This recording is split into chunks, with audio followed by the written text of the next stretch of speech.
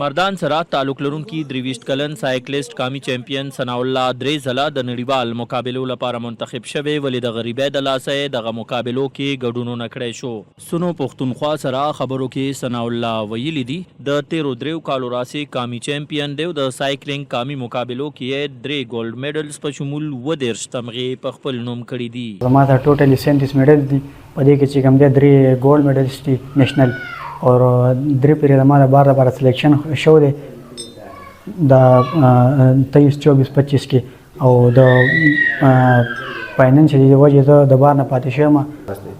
په دې 37 میډل مې اخیستی دي، په دې کې ګولډ میډل هم شته خو دا نیشنل چې کوم دی دا پکې مطلب مین میډل دی نیشنل ګولډ 3 دا 22 23 24 کې مې اخیستی 25 کې.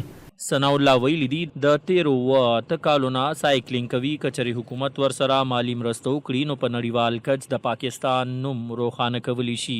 زه د حکومت نه مطالبه کوم چې موږ سره فاینانشلي هیلپ وکړي او موږ سپورټ کړي نو موږ د پاکستان انشاءالله نوم روښانه کړو او پاکستان لپاره به ګولډ میډل راوړو انشاءالله.